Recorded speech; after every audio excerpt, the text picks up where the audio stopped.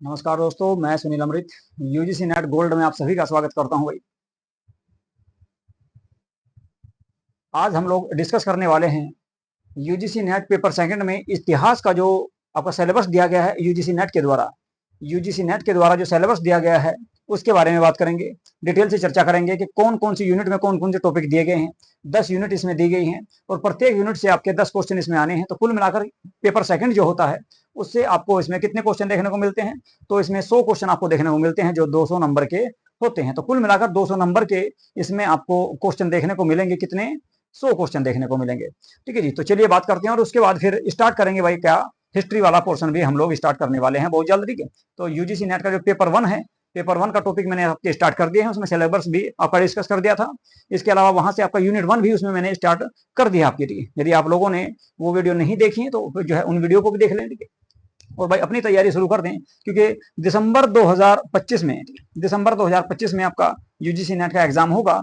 अभी आपका पेपर आपका जून 2025 वाला पेपर हो चुका है, उसकी आंसर की भी आ चुकी है। ठीक है, और उसका रिजल्ट भी बहुत जल्द ही आपका जारी कर दिया जाएगा। ठीक है, तो रिजल्ट भी जारी कर दिया जाएगा लगभग आपका 15 से 20 जून के आसपास में, 20 जुलाई के आसपास है। ठीक है, उसका आपको रिजल्ट भी देखने को मिल जाएगा। ठीक है, और इस बार उम्मीद है कि हिस्ट्री की जो आपकी जो मेरिट रहेगी वो ज्यादा हाई जाने वाली नहीं है। वो लगभग मेरे हिसाब से, ठीक है, आपका अगर जो देखा जाए तो लगभग आपके अगर क्वेश्चन की बात करें तो क्वेश्चन की अगर बात करें तो मेरे हिसाब से आपका 90 के आसपास, 90 से 95 के आसपास, 90 से 95 क्वेश्चन के आसपास जो है बच्चों का जीआरएफ हो जाएगा। क्योंकि इस बार जो है आपका एग्जाम का जो लेवल था वो थोड़ा हाई लेवल था और सभी बच्चों ने आपका जो देखा है कि एग्जाम में सभी के आंसर जो है जो आपके आंसर की आई है अब तक, और इसमें जो बच्चों ने बताया है अब तक आंसर अपने, तो लगभग वही 60 से 65 के आसपास सबके आंसर उसमें देखने को या क्वेश्चन देखने को सही मिल रहे हैं। अब पेपर 1 के ऊपर बात है कि पेपर 1 जो है किसका कितना अच्छा गया है, क्योंकि हिस्ट्री में आपका लगभग 60 से 65 के बीच में ही ज्यादातर बच्चे रहे हैं। कुछ बच्चों के 50 भी रहे हैं, कुछ के आपके 70 के आसपास भी हुए हैं। कुछ बच्चों के ऐसा नहीं कि 70 नहीं हुए, 70 से ज्यादा भी, 2-4 बच्चों के 70 से ज्यादा भी देखने को मिले हैं, जो बच्चों के अब तक जो है जिन्होंने मुझे कमेंट करके बताया है। ठीक है, तो कुल मिलाकर आपका जो है देखा जाए इस बार जो आपकी रिजल्ट जो रहेगा मेरे हिसाब से, ठीक है, तो वो लगभग आपका 90 से 95 क्वेश्चन यानी कि 9 दूनी 18, 180 से 190 के बीच में आपका लगभग आपका रिजल्ट रहने वाला है जनरल कैटेगरी का। और ओबीसी का थोड़ा 1-2 क्वेश्चन और नीचे आ जाएगा, 2-4 क्वेश्चन। ठीक है, इसके अलावा फिर एससी एसटी का भी उसके बाद इसी तरह से रहता है, 2-4 क्वेश्चनों का अंतर रहता है सब में। तो चलिए बात करते हैं आप जो यूजीसी नेट के द्वारा, विश्वविद्यालय अनुदान आयोग के द्वारा, नेट ब्यूरो के द्वारा जो सिलेबस दिया गया है किसका? इतिहास विषय का। ये देखिए इतिहास विषय के बारे में चर्चा करने वाले हैं। इतिहास के बारे में कि इसका पाठ्यक्रम क्या दिया गया है, कोड इसका 06 है।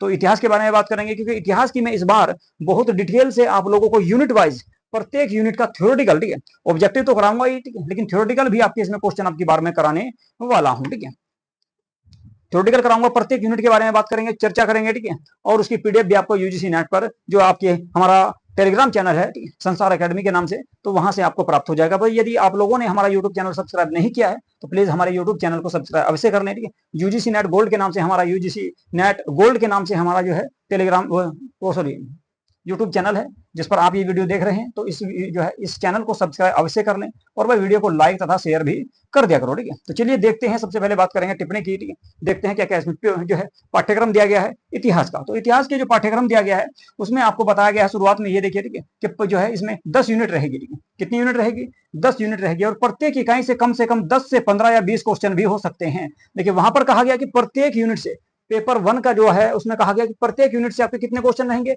5 क्वेश्चन आएंगे। लेकिन यहां पर एक यूनिट से आपके 10, 15 या 20% तक भी पूछे जा सकते हैं। कम से कम 10 रहेंगे, ज्यादा से ज्यादा 20 भी आ सकते हैं। किसी यूनिट से आपके कम भी रहेंगे, किसी से ज्यादा भी हो सकते हैं। ठीक है, और अगर बात करें क्वेश्चन की तो प्रत्येक जो पर्सन होगा वो 2 अंक का होगा। तो कुल मिलाकर आपके 100 क्वेश्चन आएंगे। इसमें 100 क्वेश्चन आपको देखने को मिलेंगे और 100 क्वेश्चन में एक क्वेश्चन आपका 2 नंबर का होगा। तो टोटल अगर बात करें तो 200 नंबर का ये पेपर होता है भाई। ठीक है, 200 नंबर का ये पेपर होता है। चलिए जी आगे देखते हैं तो सिलेबस में क्या क्या इसमें दिया गया है। ठीक है, सबसे पहले इसमें संकल्पनाएं, विचार और अवधारणा या शब्दावलियां दी गई हैं बहुत सारी। ठीक है, इनको देख लीजिए थोड़ा बहुत, जैसे भारतवर्ष है, सभा और समिति है, ये सारी की सारी जो है आपकी, ये सारे के सारे जो शब्द दिए गए हैं ये आगे यूनिट वाइज आपको देखने को मिलेंगे। जैसे वैदिक काल पढ़ोगे आप तो उसमें देखने को मिलेंगे, हड़प्पा सभ्यता पढ़ेंगे उसमें देखने को मिलेंगे, प्रागैतिहासिक काल पढ़ेंगे उसमें देखने को मिलेंगे, या पुरातात्विक स्रोत जो है उसमें देखने को मिलेंगे। ठीक है, इसके अलावा मुगल साम्राज्य, दिल्ली सल्तनत, उन सभी में आपको ये शब्दावली, ये सारे के सारे शब्द, जैसे मान लो साहिना ए मंडी, साहिना ए मंडी जो है एक प्रकार का बाजार स्वराज्यार हुआ करता था। हिंद स्वराज क्या थी, एक पुस्तक थी, ठीक है, ठीक है, महात्मा गांधी की। तो इस तरह की ये शब्दावलियां हैं। खिलाफत एक आंदोलन चलाया गया था 1920 में, ठीक है, महात्मा गांधी के द्वारा या आपके जो है अली बंधुओं के द्वारा चलाया गया था। खलीफा के पद को समाप्त कर दिया गया था तुर्की के, तो उसके विरोध में इसको चलाया गया। परगना किसको कहते थे, तहसील को। तो ये कुल मिलाकर इस तरह से आईने ए दहसाला क्या थी, तो आईने ए दहसाला जो थी ये एक प्रकार की कर प्राप्त करने की प्रणाली थी। किसने चलाया था, तो आईने ए दहसाला की जो पद्धति लेकर आए थे वे आपके टोडरमल लेकर आए थे। इसको टोडरमल पद्धति के नाम से भी जाना जाता है। सबसे पहले गुजरात में इसको जो है लागू किया गया था। तो इस तरह के क्वेश्चन आपको देखने को, ये आपकी शब्दावलियां हैं। इक्ता क्या था, इक्ता यानी कि प्रांत को कहा जाए, इक्ता जो है इक्ता दिया जाता था। इक्ता प्रणाली की शुरुआत किसके द्वारा की गई, तो इल्तुतमिश के द्वारा की गई। इस तरह के आपको जजिया क्या था, जजिया आपका गैर मुस्लिमों से लिया जाने वाला कर था, ठीक है, गैर मुस्लिमों से लिया जाने वाला कर था। जकात क्या था, ये मुस्लिमों से लिया जाने वाला कर था। तो इस प्रकार की ये शब्दावलियां हैं, ये आपको कहाँ देखने को मिलेगी, ये आपका जब मैं टॉपिक वाइज पढ़ाऊंगा, आपको विस्तार से बिल्कुल पढ़ाने वाला हूँ उसमें, ठीक, तो वहीं पर आपको देखने को मिलेंगे, ठीक है, वहीं पर आपको ये देखने को मिलेंगे, ठीक है। तो ये सारे के सारे टॉपिक जो हैं ये वहीं पर आपको देखने को मिल जाएंगे भाई, ठीक है। तो चलिए सबसे पहले देखते हैं भाई इकाई नंबर 1। इकाई नंबर 1 में क्या दिया गया है, तो सबसे पहले इसी टॉपिक को मैं स्टार्ट भी करने वाला हूं आप लोगों के सामने, ठीक है, इकाई 1 को ही, ठीक है। तो इकाई 1 में दिया गया है सबसे पहले आपके क्या, स्रोत संबंधी वार्ताएं कि स्रोत क्या क्या होंगे, ठीक है। प्राचीन इतिहास को, मध्यकालीन इतिहास को, आधुनिक इतिहास को जानने के स्रोत क्या हैं, कौन कौन से स्रोत हैं, कहां से हमको इस चीज की जानकारी मिलती है, किस चीज से इसकी जो है इस चीज की हमको जानकारी प्राप्त होती है, ठीक है। तो वे सभी के सभी जो है इस इकाई में दिए गए हैं या इस टॉपिक में दिए गए हैं। जैसे आप देख भी सकते हो, आप लोगों के सामने स्क्रीन पर दिए गए हैं, ठीक है, मुद्रा शास्त्र।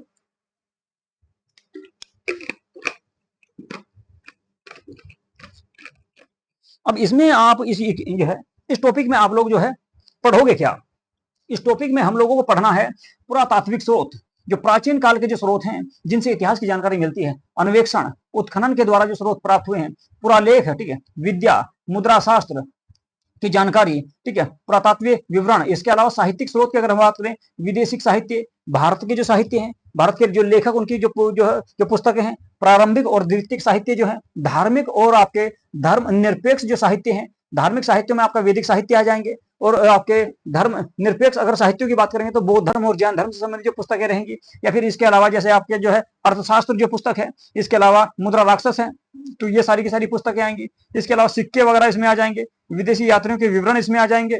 इसके अलावा यूनानी लेखक थे, चीनी लेखक थे, अरबी लेखक थे। तो कुल मिलाकर आपका इसमें इकाई 1 में जो पहला टॉपिक रहेगा वो आपका स्रोत का रहेगा कि इतिहास के स्रोत कौन कौन से हैं, इतिहास की जानकारी हमको कहां से मिलती है, किन चीजों से हमको प्राप्त हुई है। तो ये सबसे पहला टॉपिक इसमें रहने वाला है। यहीं से आप लोगों का मैं जो है इसमें शुरुआत करूंगा, इसी इकाई से आपकी शुरुआत करूंगा और इसी टॉपिक से सबसे पहले शुरुआत करूंगा, डिटेल से इसके बारे में बात करेंगे, ठीक है। अभी जो अगली वीडियो जो आएगी वो आपकी इकाई 1 की ही आने वाली है, ठीक है। इसे आज की क्लास में सिलेबस को डिस्कस कर रहा हूं, इसके बाद आपका डिस्कस किया जाएगा किसको, इकाई 1 की जो सबसे पहला जो टॉपिक है जो आपका सिलेबस में दिया गया है, बिल्कुल इसी के अनुसार प्रत्येक टॉपिक को मैं इसमें पढ़ाने वाला हूं। इसलिए आपको सबसे पहले सिलेबस दिखा रहा हूं, फिर सिलेबस के अनुसार ही हम 10 की 10 यूनिट कंप्लीट करने वाले हैं, ठीक है, 10 की 10 यूनिट इस बार कंप्लीट करने वाले हैं, ठीक है। चलिए जी, तो सबसे पहले अगर वो इसके बाद दूसरा जो टॉपिक दिया गया इसमें पशुचारण दिया गया है, खाद्य उत्पादन दिया गया कि खाद्य का उत्पादन कहां से हुआ, खाने की चीजें कहां से मिली मानव को, ठीक है। इसके अलावा पाषाण काल इसमें आ जाएगा, नवपाषाण काल, ताम्रपाषाण काल, ठीक है।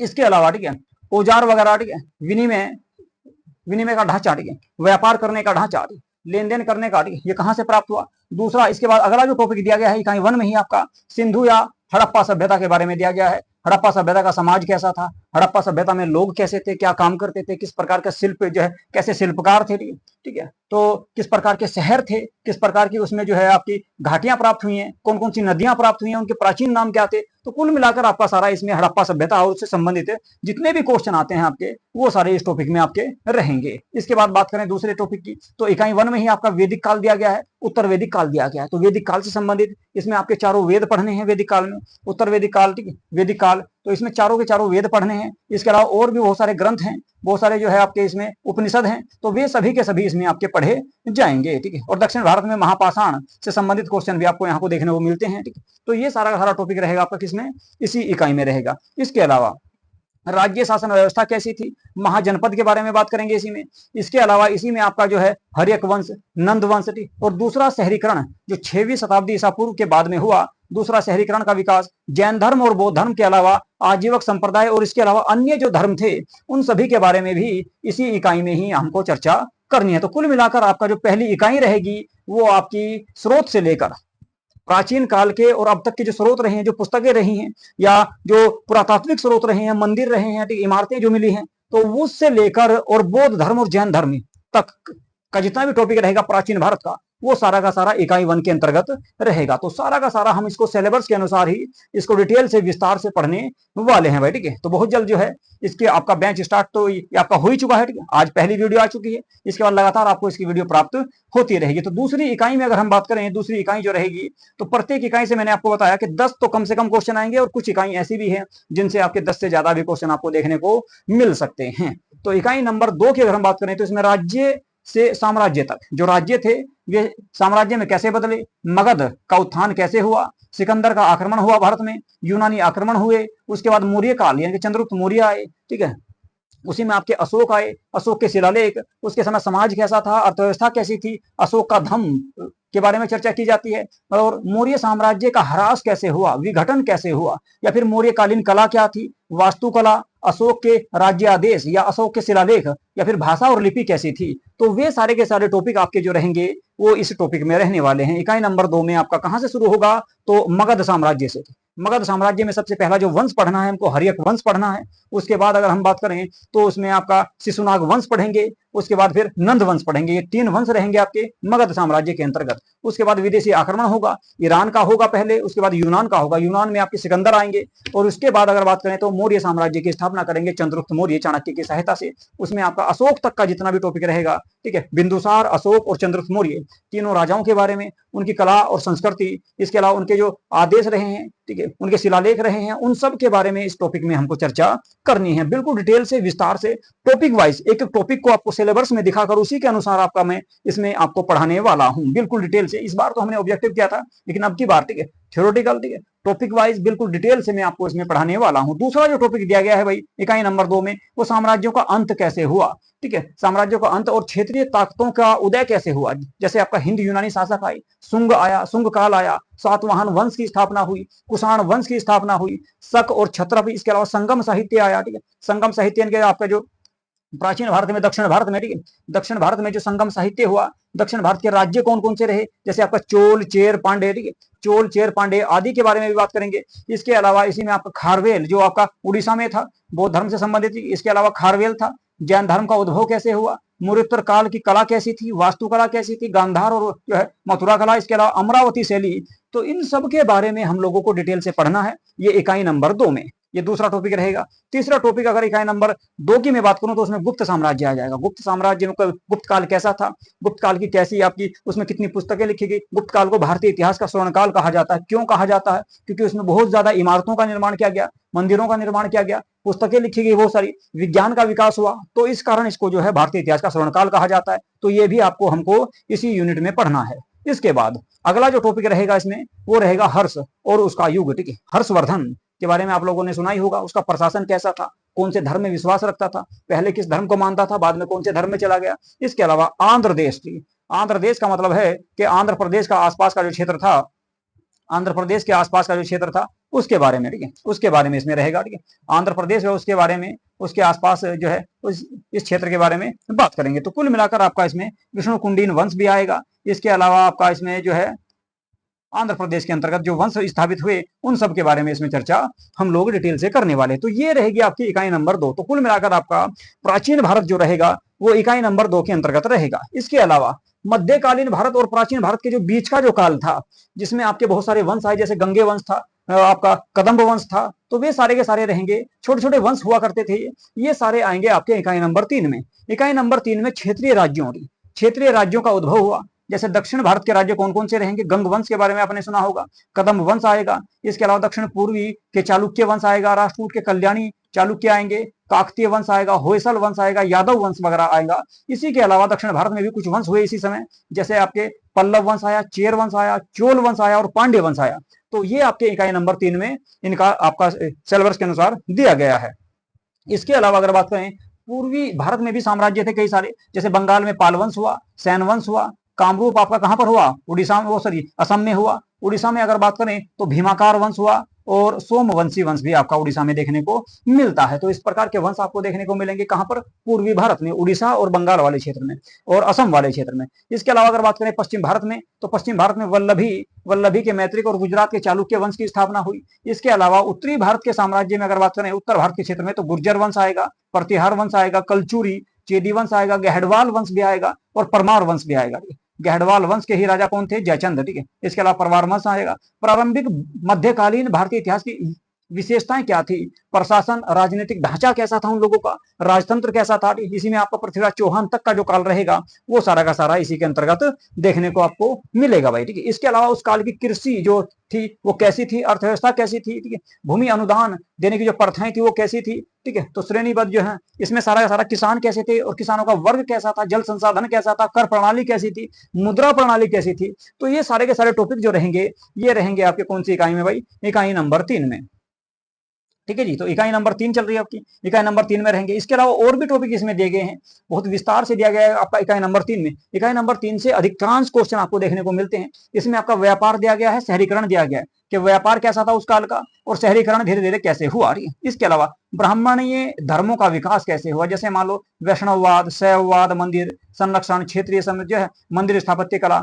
तो ये सारा इसमें दिया गया है। दान, तीर्थ, भक्ति, तमिल भक्ति आंदोलन, ठीक है, माधवाचार्य, शंकराचार्य, रामानुजाचार्य, इन सब के बारे में भी आपका इकाई नंबर 3 में ही दिया गया है। इसके अलावा समाज, जाति, वर्ग, ठीक है, तो इन सब के बारे में, स्त्रियों की स्थिति कैसी थी इस काल में, विवाह किस प्रकार के होते थे, किस तरह से होती थी, संपत्ति को लेकर क्या संबंध थे आपस में, ठीक है। इसके अलावा शिक्षा कैसी थी, अगला टॉपिक जो दिया गया इसमें शिक्षा का भी दिया गया है। देखो शिक्षा और शैक्षिक संस्थाएं कैसी थी, शिक्षा केंद्र कौन कौन से थे, ठीक है, मठ कैसे हुआ करते थे, महाविहार कैसे थे, देसी भाषाओं का विकास कैसे हो। कुल मिलाकर आपका इकाई नंबर 3 बहुत विस्तार से दी गई है, बहुत बड़ी दी गई है। इसी में आपका प्रारंभिक मध्यकालीन भारत में आपके राज्य निर्माण की चर्चा में अगर बात करें तो सामंत मॉडल आया, सामंती व्यवस्था आई, ठीक है। इसके अलावा खंडीय मॉडल आया इसी में, और इसी में समन्वयी मॉडल भी आपको देखने को मिलता है। तो इन सब के बारे में बात करेंगे। और अरब के साथ में संबंध कैसे रहे, सुलेमान, गजनवी और जो है अलबरूनी की यात्रा का जो विवरण है उनसे इस काल की जानकारी प्राप्त होती है। तो कुल मिलाकर आपका महमूद गजनवी या मोहम्मद गोरी के काल तक की जानकारी हमको इकाई नंबर 3 में ही आपको देखने को मिलेगी,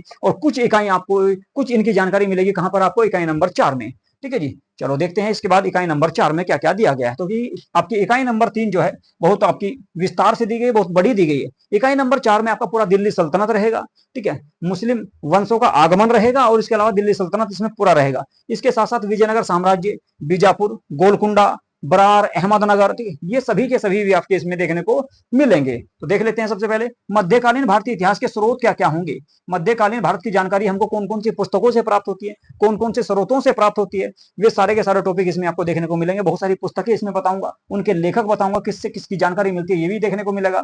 फारसी, संस्कृत और क्षेत्रीय भाषाएं, दफ्तरखाना, फरमान, बहियां, ठीक है। इसके अलावा अखबार, विदेशी यात्राओं के वृतांत फारसी और अरबी भाषा में, राजनीतिक घटनाओं के बारे में, दिल्ली सल्तनत पढ़ना है पूरा इसमें हमको। दिल्ली सल्तनत के अंतर्गत आपको जो है उससे पहले, ठीक है, मोहम्मद गोरी के बारे में पढ़ना है, महमूद गजनवी के बारे में पढ़ना है, और आपका इसके अलावा अगर हम बात करें तो एक रहेगा कौन, ठीक है, मोहम्मद बिन कासिम, ठीक, जिसने सिंध पर आक्रमण किया और सबसे पहले जजिया कर को लागू किया, तो उसके बारे में पढ़ना है। और अगर बात करें दिल्ली सल्तनत की, तो दिल्ली सल्तनत में हमको एक तो गुलाम वंश पढ़ना है। गुलाम वंश की अगर बात करेंगे तो खिलजी वंश आएगा, उसके बाद तुगलक वंश आएगा, सैयद वंश आएगा, और फिर आपका लोधी वंश इसमें देखने को मिलेगा। तो लोधी वंश तक का इसमें आपको पढ़ना है। इसके बाद मुगल साम्राज्य की नींव किसने रखी, मुगल साम्राज्य की नींव, तो मुगल साम्राज्य के बारे में इसी में पढ़ना है। मुगल साम्राज्य की नींव जैसे बाबर ने रखी, उसके बाद हुमायूं आए, उसके बीच में फिर आपका सूर्यवंश आ गया, फिर आपके अकबर आए, अकबर के बाद में अगर हम बात करेंगे तो आपके कौन आए थे, जहांगीर आए, जहांगीर के बाद में शाहजहां आए, शाहजहां के बाद औरंगजेब आए, और औरंगजेब के बाद मुगलों का पतन शुरू हो गया।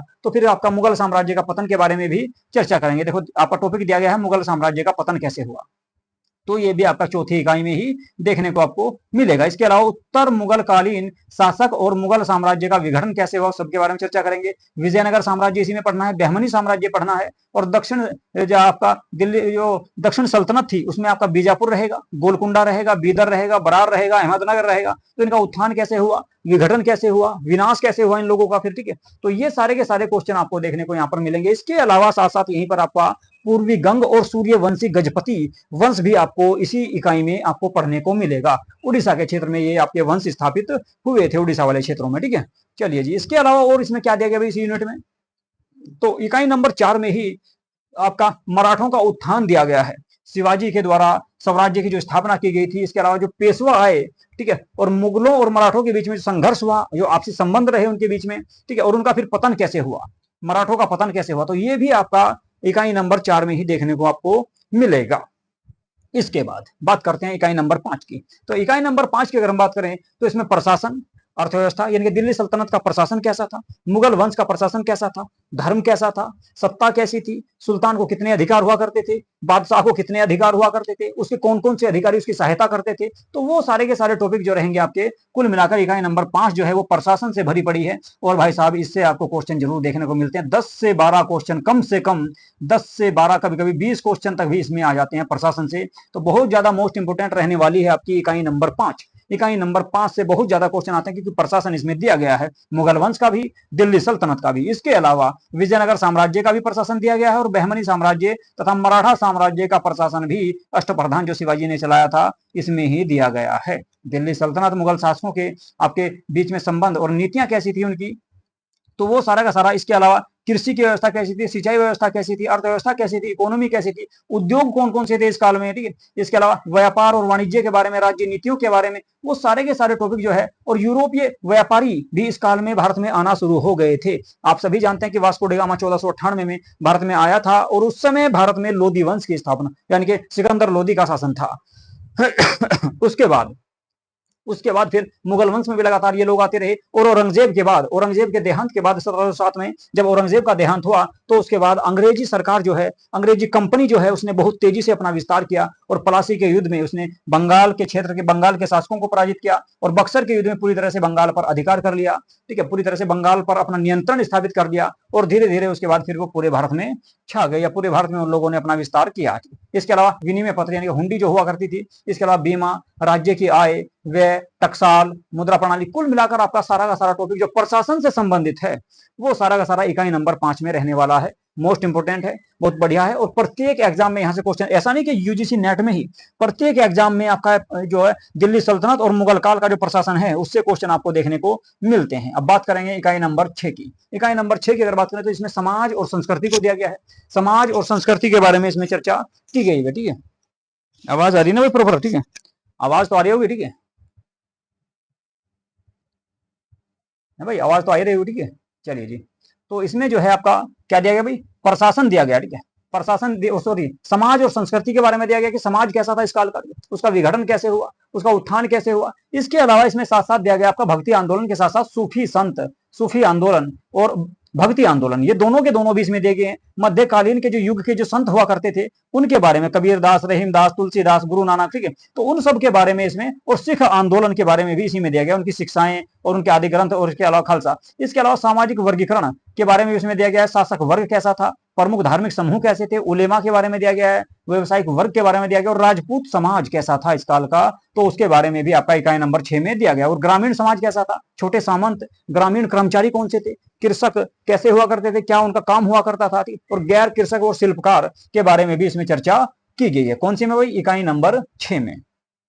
इसके बाद स्त्रियों की दशा कैसी थी, ठीक है, उनका जो है आपकी देवदासी व्यवस्था कैसी थी, ठीक है, तो उसके बारे में दिया गया। शिक्षा का विकास कैसे हुआ, चित्रकला का विकास कैसे हुआ, जहांगीर के काल को चित्रकला का स्वर्ण काल कहा जाता है, क्यों कहा जाता है, ठीक है। मराठा काल में दुर्ग बने, ठीक है, पूजा ग्रह बने, मंदिर बने, ठीक है, तो उन सब के बारे में आपका इसमें चर्चा किया गया। कौन सी, इकाई नंबर 6 में। अब बात करेंगे इकाई नंबर 7 की। तो इकाई नंबर 7 जो रहेगी वो आधुनिक भारत, यहां से स्टार्ट आपका हो जाता है। इकाई नंबर 7 से 7, 8 और 9 में आपको आधुनिक भारत देखने को मिलेगा। ये 3 यूनिट ऐसी रहेगी जिनमें आपको आधुनिक भारत के बारे में पढ़ना है। तो सबसे पहले इकाई नंबर 7 की बात करेंगे, तो इसमें आधुनिक भारतीय इतिहास के स्रोत, यानी कि आधुनिक भारत की जानकारी हमको कहां से प्राप्त होती है, कौन कौन सी पुस्तकों से मिलती है, कौन कौन से आपके लेख हैं, ऐसे समाचार पत्र कौन कौन से हैं, ठीक है, उनसे किसकी जानकारी मिलती है। इसके अलावा ब्रिटिश सत्ता का उत्थान कैसे हुआ, अंग्रेजी शासन का भारत में उत्थान, उदय कैसे हुआ। तो 16वीं शताब्दी से लेकर 18वीं शताब्दी के दौरान जो भारत में यूरोपीय व्यापारी आए, जैसे पुर्तगाली आए, डच आए, फ्रांसीसी आए, अंग्रेज आए, ठीक है। तो इन्होंने भारत में कैसे अपना साम्राज्य स्थापित किया, कैसे भारत पर कब्जा किया, तो उन सब के बारे में यहाँ पर आपको देखने को मिलेगा इकाई नंबर 7 में। इसके अलावा भारत में ब्रिटिश अधिपत्य क्षेत्र, ठीक है, डोमिनियन स्टेट, यानी कौन कौन से क्षेत्रों पर जो है अंग्रेजी सरकार के द्वारा आपका या अंग्रेजी कंपनी के द्वारा कब्जा किया गया था। इसके अलावा भारत के प्रमुख राज्यों के साथ ब्रिटिश के संबंध कैसे रहे, बंगाल के साथ कैसे संबंध रहे, अवध के साथ कैसे रहे, हैदराबाद पहला राज्य था जिसने आपका जो है आपकी सहायक संधि स्वीकार की। इसके अलावा मैसूर, कर्नाटक और पंजाब के साथ कैसे संबंध रहे, कौन कौन से युद्ध हुए, उन सब के बारे में बात करेंगे। और फिर 1857 का विद्रोह क्यों हुआ, 1857 की क्रांति क्यों हुई, इसके कारण क्या थे, ठीक है, उसका प्रभाव क्या पड़ा, ठीक है, उसका क्या असर हुआ। और उसी के बाद भारत में क्या हुआ, ताज का शासन, क्राउन का शासन, ठीक है, यानी कि इंग्लैंड की महारानी या इंग्लैंड की संसद का शासन शुरू हुआ और कंपनी का शासन समाप्त हो गया। तो वो भी आपका इकाई नंबर 7 में ही रहेगा। इसके अलावा अगर बात करें कंपनी के शासन के काल के जो है सर्वोच्च सत्ता, सिविल सर्विस कैसे आई, न्याय तंत्र कैसे आया, पुलिस की स्थापना की गई, ठीक है जी। इसके अलावा आपकी सेना आई, रजवाड़ों और रियासतों के सर्वोच्च सत्ता के प्रति ब्रिटिश की नीति कैसी रही, यानी कि जो राजतंत्र था राजस्थान के क्षेत्र में या कुछ आपका एमपी के क्षेत्र में जो राजतंत्र हुआ करते थे, रजवाड़े हुआ करते थे, उनके आपके ब्रिटिश का जो है ब्रिटिश जो सरकार रही उनके साथ उनके कैसे संबंध थे। इसके बाद स्थानीय स्वशासन जो लॉर्ड रिपन के काल में आया। इसके अलावा संवैधानिक परिवर्तन जो 1909 से 1935 तक हुए, वे सारे के सारे टॉपिक भी हमको इसमें ही देखने को मिलेंगे। यानी कि संवैधानिक विकास का जो ढांचा आता है, कुछ एक्ट बने थे, कुछ एक्ट आए थे, ठीक है। तो वे सारे के सारे टॉपिक हमको किसमें पढ़ने, इकाई नंबर 7 में पढ़ने हैं। अब बात करेंगे इकाई नंबर 8 की। भाई इकाई नंबर 8 में जो है उपनिवेशिक अर्थव्यवस्था, बदलती संरचना, व्यापार की मात्रा और आपकी व्यापार की दिशा कैसी रही। यानी कि कुल मिलाकर जो है British company, British east India company जो थी भारत में पहले व्यापार करने के लिए आई, फिर भारत में उन लोगों ने कब्जा किया, भारत पर शासन शुरू कर दिया और भारत पर शासन करने के साथ साथ उन लोगों ने भारत की सत्ता अपने हाथों में ले ली। तो ये रहेगा आपको इसमें इकाई नंबर 8 में आपका कृषि का विस्तार कैसे हुआ, वाणिज्यकरण कैसे हुआ, भूमि अधिकार, भू बंदोबस्त, ग्रामीण ऋणग्रस्तता और भूमिहीन श्रमिक, इसके अलावा सिंचाई और नहर व्यवस्था कैसी थी। तो इन सब के बारे में भी आपका इकाई नंबर 8 में ही बात की जाएगी। इसके अलावा उद्योगों का ह्रास कैसे हुआ, इंग्लिश कंपनी या ब्रिटिश ईस्ट इंडिया कंपनी ने कैसे भारतीय उद्योगपतियों का विनाश कर दिया, भारतीय हस्तशिल्प का जो है शिल्पकारियों का विनाश कर दिया, उनकी सामाजिक आर्थिक स्थिति कैसी कर दी। ये सारे के सारे टॉपिक आपके इसमें रहेंगे। इसके अलावा फिर विश्व युद्ध जो हुआ आपका, प्रथम विश्व युद्ध और दूसरा विश्व युद्ध, ठीक है, उन सब के बारे में भी इसी में चर्चा, इसी यूनिट में चर्चा की जाएगी। इसके अलावा ब्रिटिश उद्योगों की औद्योगिक नीति कैसी थी उसके बारे में रहेगा। कारखानों को लेकर क्या रहा, मजदूर आंदोलन कैसे हुए, संगठन कैसे बने, मौद्रिक नीतियां, बैंकिंग नीतियां और रेलवे का विकास, सबसे बड़ी बात है रेलवे और सड़क परिवहन और डाक संचार और टेलीग्राम का विकास कैसे हुआ। लॉर्ड डलहौजी के काल में इन सभी का सबसे बहुत तेजी से विकास हुआ। इसके अलावा शहरी केंद्रों का विकास कैसे हुआ, नगर आयोजन, इसके अलावा स्थापत्य, नूतन विशेषताएं और शहरी समाज और ग्रामीण समाज के बारे में भी इसमें रहेगा। अकाल महामारी और सरकारी नीतियां कैसी रही, जनजातियां और किसान आंदोलन क्यों हुए, क्या उनके कारण थे, कौन कौन से आंदोलन हुए, जैसे आपने नाम सुना होगा आपका संथाल विद्रोह, ठीक है, मुंडा विद्रोह, ठीक है। तो ये कैसे हुए, क्यों हुए, क्या इनका प्रभाव रहा, उन सब के बारे में भी इस इकाई में हम लोग चर्चा करने वाले हैं और विस्तार से उनके बारे में पढ़ने वाले हैं। इसके अलावा जो है संक्रमण काल, भारतीय समाज कैसा था, ईसाई धर्म जो है, ईसाई धर्म के जो लोग थे, ईसाई धर्म के जो ईसाई मिशनरी हुआ करते थे, उनको भारत में आने की छूट दी गई। कब, 1813 में। 1813 का जो चार्टर एक्ट आया था उसमें ईसाई मिशनरियों को भारत में आने की छूट दी गई। और उसके बाद उन लोगों ने क्या किया, भारत में आपका हिंदुओं को या इस्लाम धर्म के लोगों को ईसाई बनाना शुरू कर दिया, ठीक है, तो धर्मांतरण कराना शुरू किया। तो उसके बारे में चर्चा करेंगे। धार्मिक धारणाएं कैसी थी, समालोचना है, शैक्षिक जो है शिक्षाएं क्या हुए, जो है आपकी पश्चिमी शिक्षा को बढ़ावा दिया गया, इंग्लिश को बढ़ावा दिया गया, मैकाले के बारे में आपने सुना होगा, ठीक है। तो ये सारा का सारा टॉपिक जो रहेगा वो रहेगा आपका इकाई नंबर 8 में। इसके अलावा बात करें इसी में नई शिक्षा, ठीक है, सरकारी नीति स्तर, विषय वस्तु, अंग्रेजी भाषा को जो है सबसे ज्यादा बढ़ावा दिया गया, प्रौद्योगिकी को बढ़ावा दिया गया। तो ये भी आपका इसी इकाई में होगा। और भारतीय पुनर्जागरण यानी कि आपका राजा राम मोहन राय, दयानंद सरस्वती, ठीक है, जैसे आपके नेताओं के बारे में या जैसे समाजशास्त्रियों के बारे में भी इसी क्षेत्र में या इसी यूनिट में पढ़ा जाएगा। धार्मिक और सामाजिक सुधार आंदोलन होंगे, मध्यम वर्ग का उत्थान होगा, जातिगत संगठन बनेंगे और जातीय गतिशीलता के बारे में भी हमको इसी यूनिट में पढ़ना है।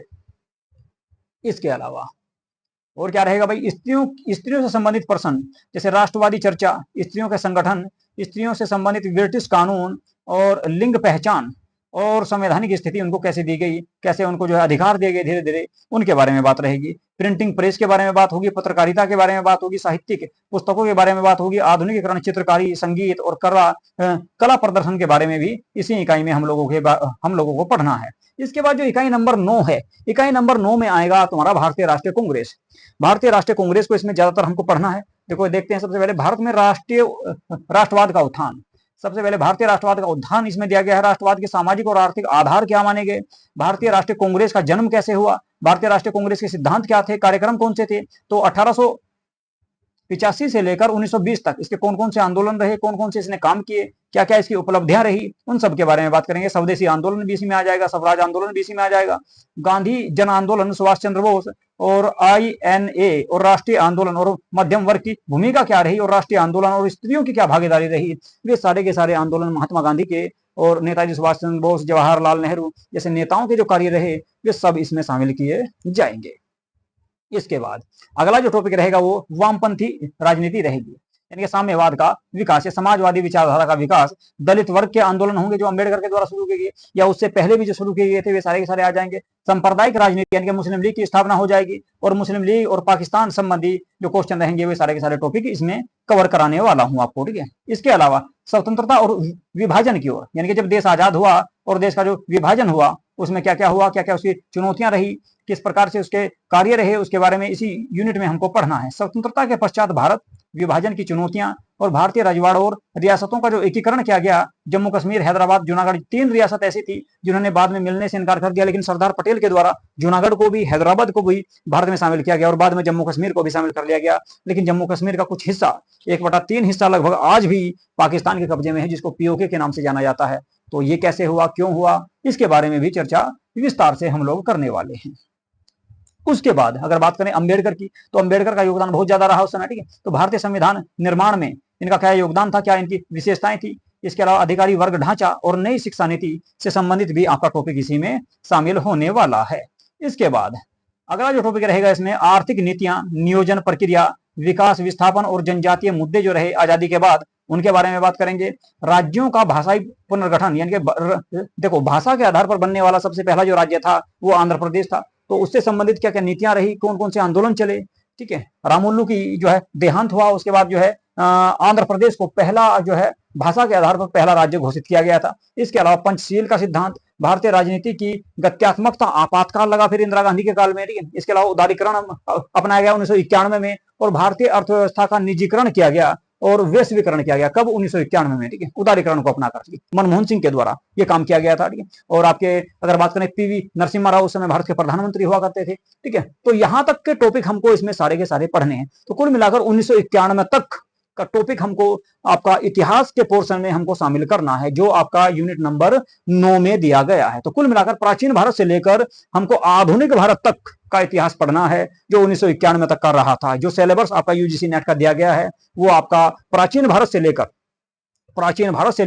और ऐसा नहीं कि 1947 तक, 1947 के बाद का भी दिया गया है, यानी कुल मिलाकर 1991 तक के टॉपिक हमको सारे के सारे इसमें कवर करने हैं। ये सारे के सारे टॉपिक जो आपके सिलेबस में इसी देखो, मैं आपको सिलेबस इसलिए दिखा रहा हूं ताकि आप लोग देख सकें, जब मैं आपको पढ़ाऊं तो आप लोग मुझे बता सके कि सर ये टॉपिक आपका सिलेबस में नहीं दिया गया है, सिलेबस में है, ये आपने छोड़ दिया। तो कुल मिलाकर मैं सारे के सारे टॉपिक आपके इसमें कवर कराने वाला हूँ। हिस्ट्री के इस बार दिसंबर में जो एग्जाम होगा उसको ही ध्यान में रखते हुए ये सारे के सारे टॉपिक मैं आप लोगों को कराने वाला हूँ। और सबसे लास्ट जो यूनिट है आपकी इतिहास के सिलेबस में दी गई है वो है भाई इकाई नंबर 10, और इकाई नंबर 10 में दिया गया है ऐतिहासिक प्रणाली शोध, ठीक है। शोध के प्रकार, शोध जो इतिहास को लेकर जो शोध हुए हैं, इतिहास को लेकर जो शोध प्रणालियां हैं या इतिहास लेखन है, उसको इसमें आपका शामिल किया जाता है। इतिहास की विषय वस्तु, विस्तार, सीमाएं, महत्व क्या है इतिहास का, इतिहास की विषय वस्तु क्या है, पूर्वाग्रह क्या है, अन्वेषणात्मक आपका संक्रिया, या इसके अलावा इतिहास में आलोचना या संप्रेक्षण तथा प्रस्तुति, और इतिहास में और उसके सहायक विज्ञान या इतिहास विज्ञान, कला, सामाजिक विज्ञान क्या है उसके बारे में,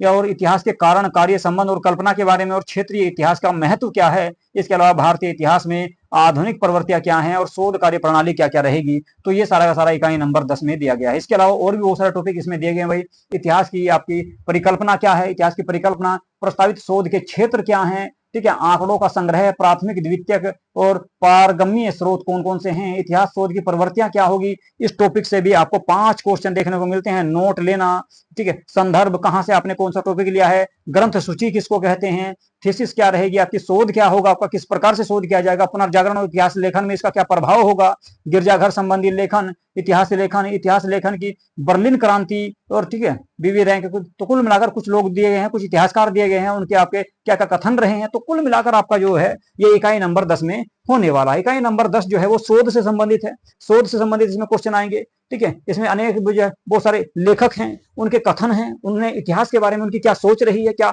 विचारधारा रही है।